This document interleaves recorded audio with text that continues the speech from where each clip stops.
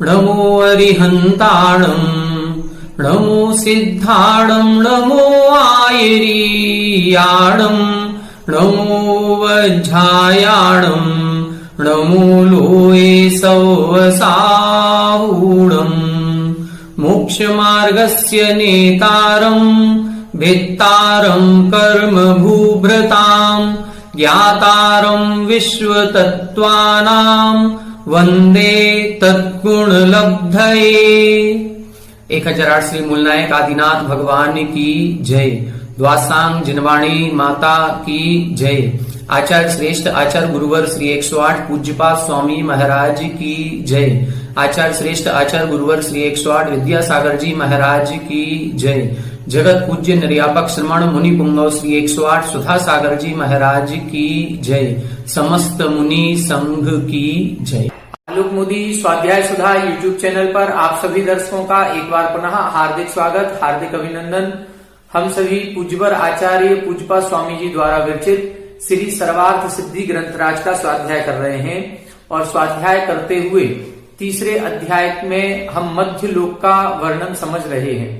मध्य लोक के वर्णन में पिछली कक्षा में हमने मनुष्यों के भेदों के बारे में समझा था, जिसमें बताया था कि मनुष्य दो प्रकार के होते हैं, आर्य मनुष्य और म्लेच्छ मनुष्य। उसमें विशेष रूप से म्लेच्छ मनुष्यों का वर्णन किया गया था कि म्लेच्छ मनुष्य दो प्रकार के, कर्म भूमिज म्लेच्छ और अंतर्द्वीपज म्लेच्छ। जो जम्मू द्वीप के अंदर या ढाई द्वीप के अंदर भरत क्षेत्र, ऐरावत क्षेत्र और विदेह क्षेत्र बताए गए हैं, इनमें जो 6 खंड बनते हैं, 5 म्लेच्छ खंड और 1 आर्य खंड।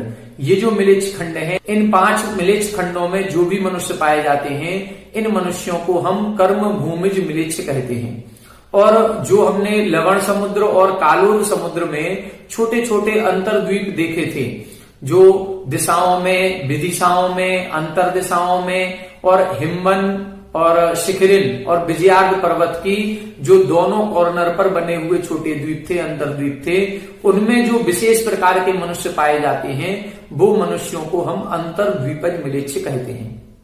ये कुभोग भूमियां कहलाती हैं और इनमें जो अंतर्द्वीपज म्लेच्छ मनुष्य हैं, इनको हम कुमानुष भी कहते हैं। इनको कुमानुष द्वीप भी कहा जाता है। पिछली कक्षा में हमने विस्तार से पढ़ा था कि दिशाओं में जो कुमानुष रहते हैं वो कैसे होते हैं। कहीं एक पैर वाले हैं, कहीं गूंगे हैं, कहीं सींग वाले हैं, कहीं हाथी के मुख वाले, कहीं घोड़े के मुख वाले, कहीं शेर के मुख वाले, कहीं पूंछ वाले। इस प्रकार से कई प्रकार के मनुष्यों के भेद प्रभेद हमने पढ़े थे।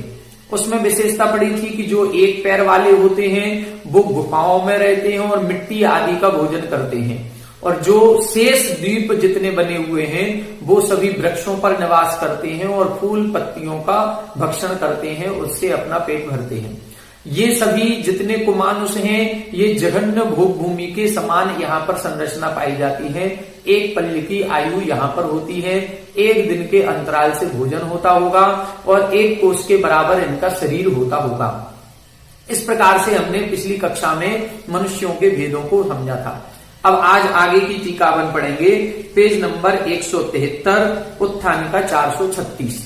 अब यहाँ पर ये बता रहे हैं कि भोग भूमियां कितनी हैं, कर्म भूमियां कितनी हैं। कुभोग भूमियां हमने पिछली कक्षा में पढ़ ली। अब आगे के सूत्र में बता रहे हैं, का पुनः कर्म भूमियां इति आह। अब यहाँ प्रश्न कर रहे हैं कि कर्म भूमियां कुल कितनी होती हैं, अब हमें ये स्पष्ट कीजिए। तब सूत्र लिखा, भरतैरावत विदेहाः भरतैरावत विदेहाः कर्म भूमियोऽन्यत्र देव कुरुत्तर कुरुभ्यः देव कुरुत्तर कुरुभ्यः। कुरुत्तर रा में बड़ा ऊ की मात्रा है और फिर कुरुभ्यः यहाँ पर छोटा ऊ की मात्रा है, तो हम उच्चारण उसी प्रकार से करेंगे, भरतैरावत विदेहाः कर्म भूमियोऽन्यत्र देव कुरुत्तर कुरुभ्यः।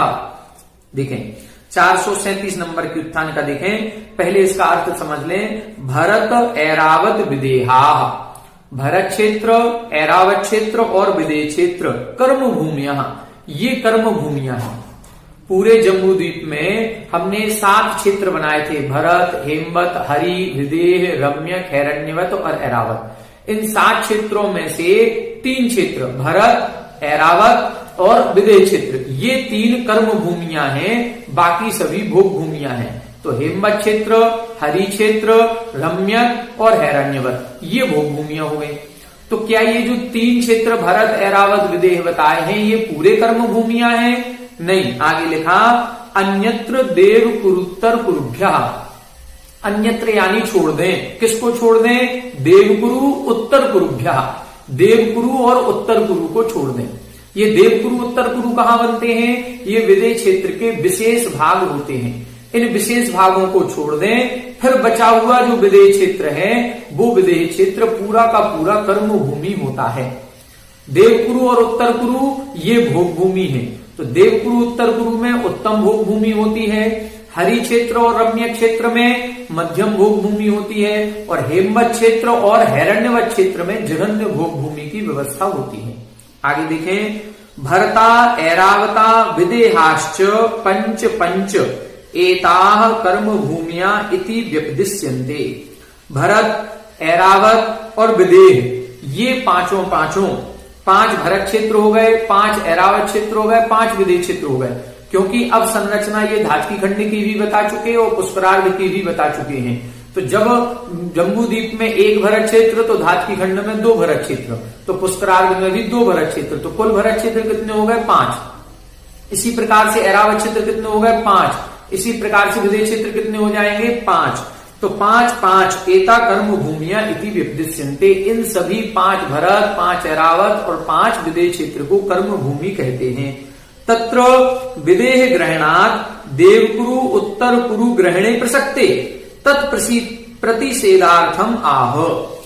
क्या लिखा? तत्र विदेह ग्रहणात्। अब विदेह क्षेत्र आपने लिख दिया, तो विदेह से तो देवकुरु और उत्तर कुरु का भी ग्रहण हो रहा है।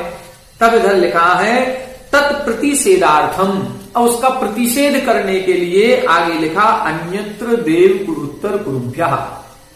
यदि कर्म भूमियों का वर्णन करते और सीधा केवल इतना लिख देते भरतैरावत विदेहा कर्म भूमियः, तो फिर पूरा विदेह क्षेत्र कर्म भूमि आ जाता। लेकिन पूरा विदेह क्षेत्र कर्म भूमि नहीं है, देवकुरु उत्तर कुरु तो भोग भूमि है। तो उसको हम कैसे छोड़े? तब सूत्र में लिख दिया अन्यत्र देव कुरुत्तर कुरुभ्यः, देवकुरु और उत्तर कुरु को छोड़ करके। अन्यत्र शब्दों वर्जनार्था, अन्यत्र शब्द क्यों लिखा है? वर्जनार्था, वर्जन का अर्थ बताने के लिए। इनको छोड़ना है, वर्जित करना है, इनको निकाल देना है। देवकुरव उत्तर कुरवो हैमवतो हरिवर्षो रम्यको हैरण्यवतो अंतर्द्वीपाश्च भोग भूमिया इति व्यपदिश्यन्ते। देवकुरवः अर्थात देवकुरु, फिर उत्तर कुरवो उत्तर कुरु, हेमवतः हेमवत क्षेत्र, हरिवर्षः हरिवर्ष क्षेत्र, रम्यको रम्य क्षेत्र, हैरण्यवतः और हैरण्यवत क्षेत्र। तो ये 6 क्षेत्र हो गए। भरत और ऐरावत को छोड़ दो और विदेह क्षेत्र में देवकुरु उत्तर कुरु को लेना है। तो देवकुरु उत्तर कुरु, हेमवत, हरि, रम्यक और हैरण्यवत 6 क्षेत्र ये। और फिर क्या लिखा? अंतर्द्वीपाश्च। और जो अभी अपन ने पिछली कक्षा में अंतर्द्वीप पढ़े थे, 48 को भोग भूमियां पढ़ी थी, वो 48 ये सब क्या है? भोग भूमियां इति, इनको भोग भूमि कहते हैं। ये भोग भूमि ही है जो 48 को भोग भूमि हम कह रहे हैं। कुभोग शब्द इसलिए लगा दिया गया क्योंकि यहाँ का भोजन, यहाँ का रहन सहन और यहाँ के शरीर की आकृति थोड़ी सी विकृत है। इस विकृत होने के कारण से उसको कुभोग भूमि कहते हैं और इनको भोग भूमि कहते हैं। अथ कथम कर्म भूमित्वम। अब प्रश्न उठता है कि इनमें कर्म भूमिपना और भोग भूमिपना कैसे उत्पन्न होता है।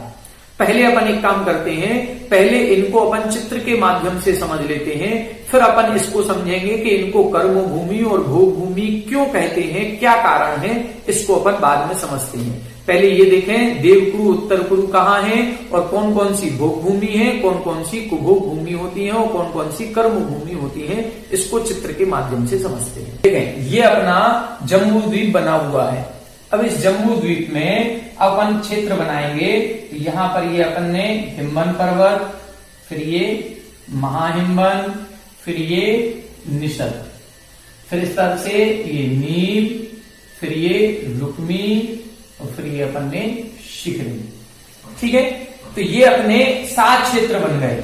ये बन गया अपना भरत, फिर ये हेमवत, हरि, ये हो गया अपना विदेह, फिर रम्यक, हिरण्यवत और ऐरावत। इस प्रकार से ये अपने 7 क्षेत्र हो गए। इन 7 क्षेत्रों में भरत क्षेत्र, ऐरावत क्षेत्र और विदेह क्षेत्र, ये 3 अपनी कर्म भूमियां होती हैं। बाकी हेमवत भोग भूमि है, हरि भोग भूमि है, रम्यक भोग भूमि है, हिरण्यवत भोग भूमि है। अब विदेह क्षेत्र क्या पूरा लेना है? तब इन्होंने लिखा नहीं, इधर क्या करेंगे, ये बनेगा अपना सुमेरु पर्वत, और सुमेरु पर्वत से यहां पर गजदंत पर्वत निकलते हैं हाथी के दांत के समान 4, एक इधर, एक ऊपर की ओर और एक यहां पर।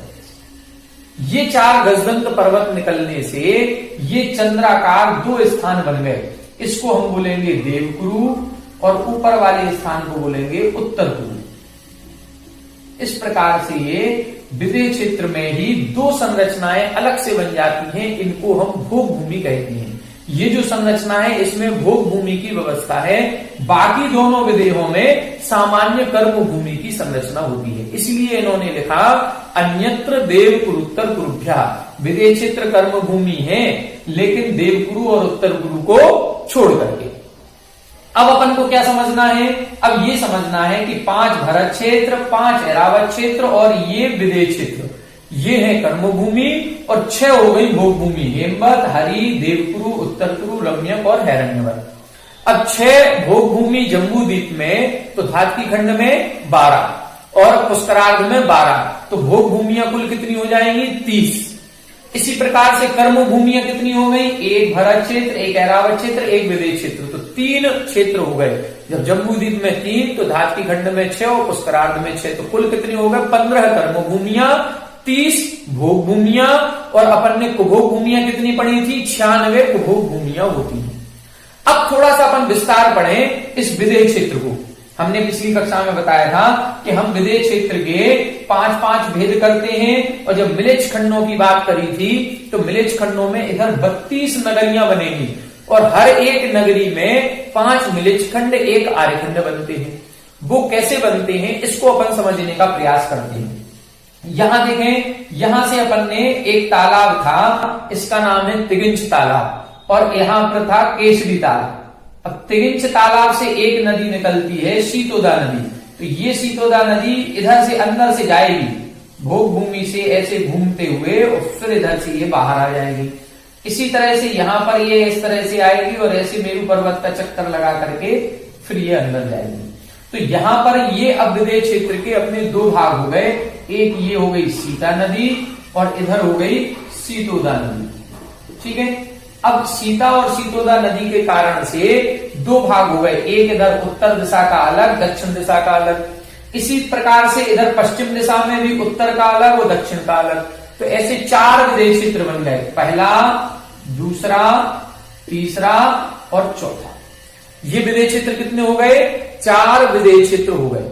जब 4 विदेह क्षेत्र जम्बू द्वीप में होंगे तो फिर धातकी खंड में कितने हो जाएंगे? 8, और फिर पुष्करार्ध में कितने हो जाएंगे? 8। तो कुल टोटल विदेह क्षेत्र कितने हो जाएंगे? 20 विदेह क्षेत्र हो जाते हैं, जो हम लोग बोलते हैं विद्यमान 20 तीर्थंकर। तो विद्यमान 20 तीर्थंकर का मतलब है इस पूरे एक भाग में एक तीर्थंकर हमेशा होगा ही होगा। एक तीर्थंकर इधर, एक इधर, एक इधर, एक इधर, जो हम बोलते हैं सीमंदर, युगमंदर, बाहु, सुबाहु। तो ये 4 हो गए जम्बू द्वीप के। फिर इसी तरह से 4 पूर्व धातकी खंड के, 4 पश्चिम धातकी खंड के, 4 पूर्व पुष्करार्ध के, 4 पश्चिम पुष्करार्ध के।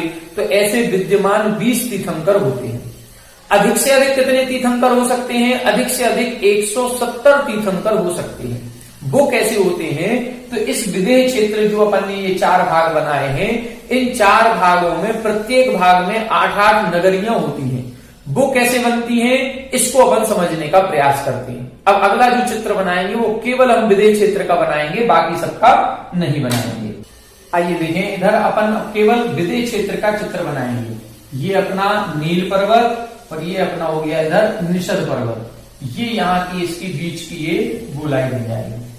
ठीक है, अब यहां अपन ने बीच में क्या किया? बीच में ये अपना मेरू पर्वत। मेरू पर्वत के बाद यहां पर ये एक गजदंत, दूसरा गजदंत इधर ये हो गया, तीसरा गजदंत इधर ये हो गया और चौथा गजदंत यहां से ये हो गया। ठीक है, अब इसके बाद यहां अपन ने एक तालाब बनाया था, कौन सा? तिगिंच तालाब। इधर अपन ने बनाया था ये केसरी तालाब। तिगिंच तालाब से ये सीतोदा नदी निकली ऐसे मेरू पर्वत को घेर करके और इस तरफ चली गई। यहां से एक ये नदी निकलेगी, ये सीता नदी निकली और सीता नदी ये पूर्व दिशा की ओर चली गई। अब देखें, ये पहला भाग, दूसरा, तीसरा और चौथा, ये 4 अपने विदेह क्षेत्र बन गए। अब यहां अपन देखेंगे तो यहां पर ये जो गजदंत पर्वत है, यहां से एक बाउंड्री वाल बनेगी, ये बाउंड्री वाल बन गई इधर की और एक बाउंड्री वाल बनेगी यहां की। ये बाउंड्री वाल बनने से ये स्थान बिल्कुल अलग हो गया। यहां वन खंड है, वन बने हुए हैं, जंगल बने हुए हैं, इनके नाम सबके दिए हुए हैं गजदंत पर्वत के बाहर। इसी तरह से यहां ये जो गोलाई वाला क्षेत्र है, इस गोलाई वाले क्षेत्र में भी एक बाउंड्री वाल जहां बन जाती है, जिससे ये भी वनखंड अलग हो गया। इसी प्रकार से यहां पर भी एक बन जाएगा, ये वनखंड अलग हो गया। अब ये जो चौकोर भाग बने हैं अपने 4, इन 4 चौकोर भागों में नगरियां बनेंगी। कैसे नगरियां बनेंगी? यहां पर बख्शारगिरी पर्वत आएंगे और नदियां निकलेंगी। तो एक क्षेत्र में 4 पर्वत आएंगे और 3 नदियां निकलेंगी। कैसे? पहले एक अपन ने ये पर्वत, फिर एक ये नदी, फिर एक ये पर्वत, फिर एक ये नदी, फिर एक ये पर्वत, फिर एक ये नदी और फिर एक पर्वत। इस प्रकार से नदी निकलेंगे तो 4 पर्वत हो गए और 3 नदी। तो 1 2 3 4 5 6 7 और 8, ये 8 खंड बन गए इसके। इसी प्रकार से यहां पर भी निकलेंगे। यहां पर ये जो पर्वत है ये पूरा यहां तक आएगा। तो एक पर्वत इधर, दूसरा पर्वत, तीसरा पर्वत और एक इधर ये चौथा पर्वत। फिर इधर ये नदी निकलेंगी, एक नदी, 2 नदी और ये 3 नदी। इससे ये अपने विभाग हो गए। तो कितने खंड बन गए? 8। 1 2 3 4 5 6 7 और एक और ये 8। तो ऐसे 8 नगरियां इधर, 8 इधर, 8 इधर और 8 इधर। कुल कितनी नगरी बनी? 32 नगरी। इन 32 नगरियों में ये जो पर्वत अपन ने बनाए इनका नाम है बख्शारगिरी। इन पर्वतों का नाम क्या है? बख्शारगिरी। और इन नदियों का नाम क्या है? ये नदियों का नाम है विभंग नदी। इनको बोलते हैं विभंग नदी। तो ये जो बख्शारगिरी और विभंग नदी के आने से 8-8 नगरियां बन गई। यदि हमने भरत क्षेत्र को एक भाग माना था तो ये विदेह क्षेत्र 64 गुना ज्यादा बड़ा है। तो यहां पर कई गुना ज्यादा बड़ी, भरत क्षेत्र से कई गुना ज्यादा एक एक नगरी होती है। इन एक एक प्रत्येक नगरी में यहां पर गंगा सिंधु 2 नदियां निकलेंगी और विजयार्घ पर्वत आएगा। और इससे क्या होगा? हर नगरी में 6 खंड बन जाएंगे, 5 मिलेच्छ खंड, 1 आर्यखंड। देखें, जैसे एक नगरी अपनी ये 3 नंबर की लेते हैं, इसमें यहां पर एक कुंड बनेगा गंगा कुंड, एक कुंड बनेगा इधर सिंधु कुंड। ठीक है, इस गंगा कुंड से एक नदी निकली और यहां पर आकर के ये इसमें सीतोदा नदी में मिल गई। और एक सिंधु कुंड से नदी निकलेगी और ये भी इधर आकर के सीतोदा नदी में मिल गई। ठीक है, बीच में एक पर्वत आ गया, ये आ गया विजयार्घ पर्वत।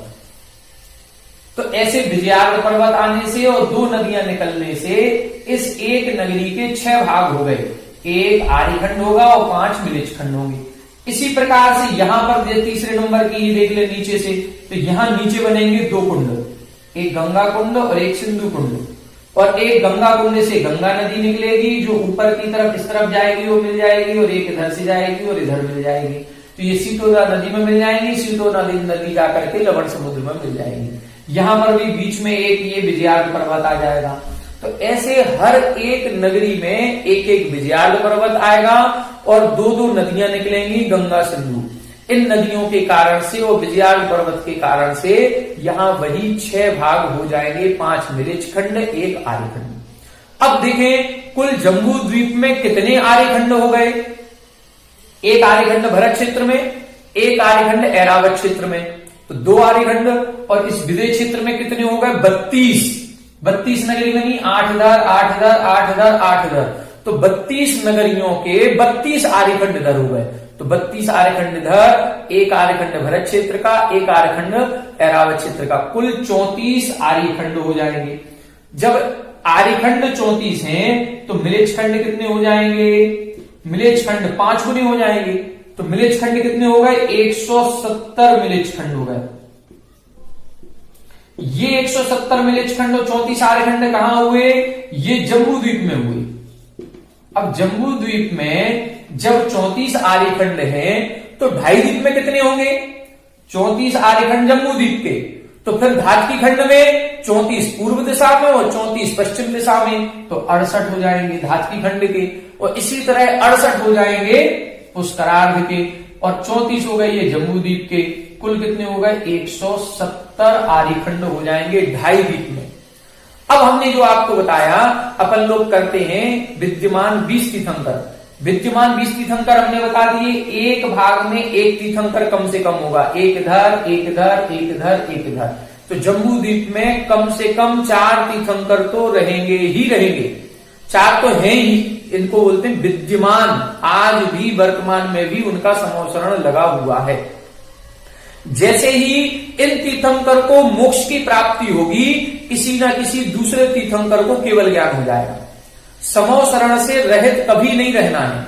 एक को मोक्ष होगा तो दूसरे को केवल ज्ञान हो जाएगा, इनको मोक्ष होगा तो तीसरे को केवल ज्ञान हो जाएगा। अब वो इस एक भाग में जो 8 नगरी हैं, वो 8 में से किसी में भी हो सकते हैं। हो सकता है कि अभी पहले भाग में कोई तीर्थंकर का समोसरण लगा है, जैसे ही इनको मोक्ष होगा, हो सकता है 7वें भाग में फिर कोई तीर्थंकर को केवल ज्ञान हो गया। तो किसी ना किसी तीर्थंकर का समोसरण यहां लगा ही रहेगा हमेशा। तो एक भाग में इधर एक इधर एक इधर एक इधर, 4 जम्बूद्वीप के विद्यमान हमेशा रहेंगे। जब 4 जम्बूद्वीप के तो 8 धातकी खंड के, 8 पुष्करार्ध के, ये विद्यमान 20 तीर्थंकर होते हैं। अधिकतम कितने तीर्थंकर हो सकते हैं? तो अधिकतम एक साथ 170 तीर्थंकर हो सकते हैं। जितने भी हमने ये बनाए हैं नगरियां, और इन नगरियों में जितने आर्यखंड बनाए हैं, हमेशा तीर्थंकर या 63 सलाका पुरुष जो होते हैं, ये आर्यखंड में ही होते हैं। मिलेज खंड में कोई तीर्थंकर चक्रवर्ती नारायण पति नारायण नहीं होता। जितने भी तीर्थंकर आदि होंगे, ये सब आर्यखंड में ही होते हैं। अब कितने आर्यखंड हो गए? 8 आर्यखंड इधर के, 8 इधर के, 8 इधर के, 8 इधर के, और सभी 32 आर्यखंडों में हो सकता है एक साथ सभी जगह तीर्थंकर हों, और सभी जगह तीर्थंकर होंगे, सभी जगह उनका समोसरण लगेगा। हो सकता है जिस समय यहां विदेश क्षेत्र में तो हमेशा ही चौथा काल रहना है, वहां तो काल का परावर्तन है ही नहीं, तो यहां तो हमेशा ही एक तीर्थंकर होगा। और जिस समय यहां पर सभी क्षेत्रों में एक एक तीर्थंकर हैं, उसी समय हो सकता है भरत क्षेत्र और ऐरावत क्षेत्र में चौथा काल चल रहा हो, और यहां पर भी कोई तीर्थंकर का समोसरण लगा हो। तो फिर कितने हो जाएंगे? 32 इधर के, एक भरत क्षेत्र का और एक ऐरावत क्षेत्र का, 34 समोसरण एक साथ पूरे जम्बूद्वीप में हो सकते हैं। जब 34 जम्बूद्वीप में होंगे तो 68 धातकी खंड में होंगे और 68 पुष्करार्ध द्वीप में होंगे। कुल 170 समोसरण एक साथ हो सकते हैं। आगम में प्राप्त होता है कि जब यहां पर अजितनाथ भगवान का समय चल रहा था, तो अजितनाथ भगवान के समय पूरे ढाई द्वीप में पूरे 170 तीर्थंकर थे। 170 समोसरण पूरे एक साथ लगे हुए थे। इतने ही मैक्सिमम हो सकते, इससे ज्यादा कर्म भूमियां ही नहीं है, क्योंकि कर्म भूमि में ही 63 सलाका पुरुष होंगे, यहीं पर मोक्ष होगा, यहीं केवल ज्ञान होगा, यहीं तीर्थंकर होंगे। तो कितनी कर्म भूमियां हैं? केवल भरत क्षेत्र, ऐरावत क्षेत्र और विदेश क्षेत्र। भरत क्षेत्र में एक आर्यखंड, ऐरावत क्षेत्र में एक आर्यखंड, विदेश क्षेत्र में 32 आर्यखंड। तो कुल 34 आर्यखंड हैं। 34 आर्यखंडों में ही ये महापुरुष हो सकते हैं। तो 34 जम्बूद्वीप के, 68 धातकी खंड के, 68 पुष्करार्ध के, ऐसे 170 मैक्सिमम तीर्थंकर हो सकते हैं, और 20 कम से कम विद्यमान 20 तीर्थंकर होते हैं। इस प्रकार से अपन ने एक ये नई चीज समझी। अब इसके बाद अपन एक विषय और इसमें पढ़ लेते हैं, क्योंकि ये सारा विषय अपना जम्बूद्वीप का, ढाई द्वीप का हो गया, कि इसमें अकृत्रिम चैत्यालय कहां कहां होते हैं। तो अपने जो 3 लोक है, मध्यलोक, ऊर्ध्वलोक और अधोलोक, तीनों लोकों के कुल मिलाकर के 8,56,97,481 अकृत्रिम चैत्यालय होते हैं। कितने होते हैं? 8,56,97,481। अब ऊर्ध्वलोक में कितने अकृत्रिम चैत्यालय होते हैं? तो ऊर्ध्वलोक में होते हैं 84,97,000 और 23। मध्यलोक में कितने होते हैं? मध्यलोक में होते हैं मात्र 458। और अधोलोक में कितने होते हैं? अधोलोक में होते हैं 7,72,00,000। कुल मिलाकर के कितने हो जाएंगे? 8,95,97,481 अकृत्रिम चैत्यालय तीनों लोकों के मिलाकर के होते हैं। अधोलोक के अकृत्रिम चैत्यालय हमने आपको पहले बताए थे जब अधोलोक का वर्णन किया था कि अधोलोक का मतलब नरकों में नहीं है कोई भी अकृत्रिम चैत्यालय, नरकों में ना होकर के अधोलोक में है। अधोलोक कहां से प्रारंभ होता है? जो मध्यलोक में सुमेरु पर्वत है, सुमेरु पर्वत की जड़ के नीचे से अधोलोक प्रारंभ हो जाता है। और सुमेरु पर्वत की जड़ जो है वो रत्न प्रभा भूमि के पहले खर भाग में चित्रा पृथ्वी तक मानी जाती है। चित्रा पृथ्वी में जड़ है, वज्र पृथ्वी के उपरिम भाग तक। तो उस खर भाग में और पंख भाग में जो भवनवासी देव रहते हैं, इन भवनवासी देवों के भवनों में अकृत्रिम चैत्यालय बने हुए हैं, जो कि कुल कितने होते हैं? 7,72,00,000 होते हैं। मध्यलोक में 458 होते हैं और ऊर्ध्वलोक में 84,97,023 होते हैं।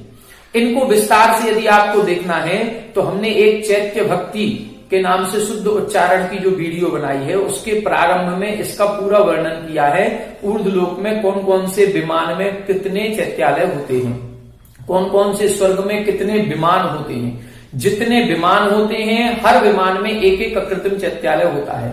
तो पहले स्वर्ग में कितने विमान, दूसरे स्वर्ग में कितने विमान, तीसरे में कितने, ऐसे 16 स्वर्ग, 9 ग्रह, 9 अनुदेश आदि में कुल मिलाकर के 84,97,023। मध्यलोक में कितने होते हैं? 458। ये 458 को आज अपन समझने का प्रयास करेंगे। आइए देखते हैं 458 कैसे कैसे होते हैं। जैसे हमने आपको बताया कि ये जो बक्षारगिरी है, इन सभी बक्षारगिरी पर एक एक अकृत्रिम चैत्यालय होता है। जो मेरु पर्वत है, इस मेरु पर्वत के 4 वन बनते हैं, भद्रसाल वन, सोमनस वन, नंदन वन, पांडुक वन। हर एक वन पर चारों दिशाओं में 4-4 अकृत्रिम चैत्यालय होते हैं। तो एक मेरु पर 16 अकृत्रिम चैत्यालय होते हैं। ये जो गजदंत पर्वत अपन ने बनाए हैं, गजदंत पर्वतों पर भी एक एक अकृत्रिम चैत्यालय होता है। तो कैसे होते हैं आज इसकी काउंटिंग करने का अपन प्रयास करते हैं। आइए देखें अकृत्रिम चैत्यालय 458 कैसे होंगे। आइए देखें अकृत्रिम चैत्यालयों में सबसे पहले ये जो हमने कुछ नाम लिखे हैं, इनमें अकृत्रिम चैत्यालय होते हैं। सबसे पहले अपन ने जब जम्बू द्वीप की संरचना समझना प्रारंभ किया था तो हमने बताया था जम्बू द्वीप में 6 पर्वत आते हैं, हिमवन, महाहिमवन, निसर्ग, नील, रुक्मी और शिखरिण। इन पर्वतों को कुलाचल पर्वत कहा जाता है। अब जम्बू द्वीप में कुल कितने पर्वत होते हैं? 6 होंगे। जब जम्बू द्वीप में 6 होंगे तो पूरे 2.5 द्वीप में कितने हो जाएंगे? 30 कुलाचल पर्वत होते हैं। हर एक पर्वत पर एक एक अकृत्रिम चैत्यालय होता है। विजयार्ध पर्वत, भरत क्षेत्र और ऐरावत क्षेत्र में जो विभाग किया गया था वो विजयार्ध पर्वत से हुआ था। तो जितने आर्यखंड हैं, सभी आर्यखंड और मिलेच खंडों का जो विभाग हुआ है वो विजयार्ध पर्वत के माध्यम से हुआ है। एक विजयार्ध पर्वत भरत क्षेत्र में, एक विजयार्ध पर्वत ऐरावत क्षेत्र में और 32 विजयार्ध पर्वत बनेंगे विदेह क्षेत्र में। तो जम्बू द्वीप में कितने हो गए? 34 विजयार्ध पर्वत। जब जम्बू द्वीप में 34 होंगे तो 2.5 द्वीप में 5 गुना करने 170 विजयार्ध पर्वत हो जाएंगे और हर एक विजयार्ध पर्वत पर एक एक अकृत्रिम चैत्यालय होता है। फिर क्या लिखा? मेरु पर्वत। जम्बू द्वीप में एक सुमेरु पर्वत है, फिर धातकी खंड में 2 विजय मेरु, अचल मेरु, फिर पुष्करार्ध में मंदर मेरु और बिंदुनमाली मेरु। एक एक मेरु पर 4 वन खंड बने हुए हैं, भद्रसाल वन, नंदन वन, सोमनस वन और पांडुक वन। हर एक वन में चारों दिशाओं में 4 अकृत्रिम चैत्यालय हैं, जो 16 अकृत्रिम चैत्यालय एक मेरु पर होंगे। एक मेरु पर 16 अकृत्रिम चैत्यालय तो 5 मेरु के कितने हो जाएंगे? 80 अकृत्रिम चैत्यालय हो जाएंगे। फिर हमने बताया सुमेरु पर्वत से निकले हुए 4 गजदंत पर्वत बताए थे, जिनसे देवगुरु और उत्तर गुरु की संरचना बनती है। हर एक गजदंत पर्वत पर एक एक अकृत्रिम चैत्यालय होता है। तो जब एक मेरु के 4 गजदंत तो 5 मेरु के कितने गजदंत हो जाएंगे? 20। तो 20 गजदंत पर्वत पर एक एक अकृत्रिम चैत्यालय होगा। बक्षारगिरी, अभी जो विदेह क्षेत्र की हमने 32 नगरियां बनाई, उनमें हमने प्रत्येक खंड में जो 4 खंड बनाए थे, चारों खंडों में 4 नदी, 4 पर्वत और 3 नदी निकाली थी। ये जो 4 पर्वत थे ये कौन से थे? बक्षारगिरी थी। तो 4 बक्षारगिरी उत्तर दिशा में, 4 बक्षारगिरी दक्षिण दिशा में, ये पश्चिम दिशा की ओर। इसी तरह पूर्व दिशा की ओर 4 बक्षारगिरी उत्तर दिशा की और 4 बक्षारगिरी दक्षिण दिशा की। तो एक विदेह क्षेत्र में 16 बक्षारगिरी बनेंगी। जब एक विदेह क्षेत्र की 16 तो 5 विदेह क्षेत्र की कितनी बनेंगी? 80। तो इन 80 सभी बक्षारगिरी पर्वत पर एक एक अकृत्रिम चैत्यालय होता है। जो देवगुरु और उत्तर गुरु की संरचना बनाई है, इनमें जो देवगुरु होता है, यहाँ पर 5 देवगुरु में सालमली वृक्ष पाया जाता है। उन सालमली वृक्ष की ये वृक्ष जो है पृथ्वी कायक होता है और इसकी दक्षिण दिशा पर एक एक अकृत्रिम चैत्यालय होता है। तो सालमली वृक्ष कितने होंगे? 5 होंगे। तो 5 देवगुरु के 5 सालमली वृक्ष, उन 5 पर 5 अकृत्रिम चैत्यालय। जिस वृक्ष के नाम पर इस द्वीप का नाम जम्बू द्वीप है, धातकी खंड द्वीप का नाम धातकी खंड द्वीप है, या पुष्कर द्वीप का नाम पुष्करवर द्वीप है, ऐसे जम्बू वृक्ष आदि ये उत्तर पूर्व में होते हैं। ऐसे 5 वृक्ष होंगे, जम्बू वृक्ष, धातकी वृक्ष और पुष्कर वृक्ष। तो ये इनकी भी दक्षिण दिशा पर 5 अकृत्रिम चैत्यालय, सभी पर एक एक होगा। तो 5 वृक्ष, तो 5 ये हो गए। फिर इसके बाद इक्ष्वाकार पर्वत, जो धातकी खंड की संरचना हमने पढ़ी, वो धातकी खंड के 2 भाग किए, पूर्व धातकी खंड, पश्चिम धातकी खंड। ये कहां से हुई थी? इक्ष्वाकार पर्वत से। जो उत्तर दिशा में भी थे वो दक्षिण दिशा में भी थे, वो उत्तर से दक्षिण तक फैले हुए थे। तो धातकी खंड में 2 इक्ष्वाकार पर्वत और पुष्करार्ध द्वीप में 2 इक्ष्वाकार पर्वत। ऐसे इक्ष्वाकार पर्वत कितने हो गए? 4। फिर मानसोत्तर पर्वत अपन ने देखा, जो पुष्करवर द्वीप के बिल्कुल बहुमध्य भाग में है, जिससे पुष्करवर द्वीप के 2 भाग हो गए, आधा इधर और आधा उधर, पुष्करार्ध। ऐसे मानसोत्तर पर्वत की 4 दिशाओं पर 4 अकृत्रिम चैत्यालय होते हैं। तो 4 ये मानसोत्तर पर्वत के। फिर इसके बाद 8वें नंबर का द्वीप जो आता है नंदीश्वर द्वीप, इसकी 4 दिशाओं में 13 अकृत्रिम चैत्यालय होते हैं। कैसे होते हैं इसके बारे में भी हमने एक वीडियो पहले बनाई हुई है, उसको आप देखें कि एक अंजनगिरी होता है, 4 दधिमुख होते हैं और 8 रतिकर पर्वत होते हैं। ऐसे 13 पर्वत एक दिशा में, तो 4 दिशाओं में 52 जिनालय हो जाते हैं। तो ये 52 पर्वत जिनालय हो जाएंगे नंदीश्वर द्वीप के। इसके बाद 11वें नंबर का रुचिकवर और 13वें नंबर का कुंडलवर द्वीप होता है। इन द्वीप के बीचों बीच एक एक पर्वत होता है, जिसका नाम है रुचिकवर पर्वत और कुंडलवर पर्वत। इन पर्वतों के भी 4 दिशाओं में 4 अकृत्रिम चैत्यालय होते हैं। तो 4 रुचिकवर द्वीप के पर्वत के और 4 कुंडलवर पर्वत के। ऐसे कुल मिलाकर के ये 458 अकृत्रिम चैत्यालय हो जाते हैं। इनका टोटल करेंगे 458 हो जाएगा। इनमें से जम्बू द्वीप में कितने होंगे, धातकी खंड में कितने होंगे, पुष्करार्ध में कितने होंगे, ये अलग अलग आपको निकालना है।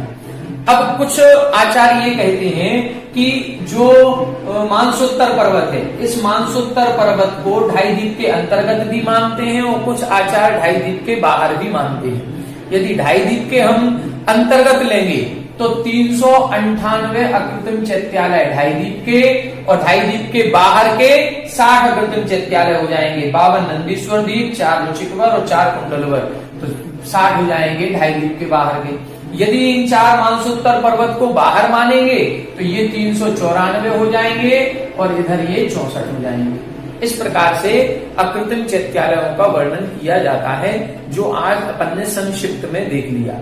ऊर्ध्वलोक में कैसे होते हैं इसके लिए हमने आपको बताया है कि उसमें विमानों की संख्या के आधार पर हर एक विमान में एक एक अकृत्रिम चैत्यालय होता है। उसका वर्णन हमने चैत्य भक्ति के प्रारंभ में किया हुआ है। आप लोग विशेष पढ़ना चाहें तो उससे देख लें या आगम ग्रंथों से देख सकते हैं। इस प्रकार आज की कक्षा में हमने विदेह क्षेत्र के विद्यमान 20 तीर्थंकर, मैक्सिमम 170 तीर्थंकर, पूरे 458 अकृत्रिम चैत्यालय और भोग भूमि कितनी है, कर्म भूमि कितनी है, इसको समझने का प्रयास किया।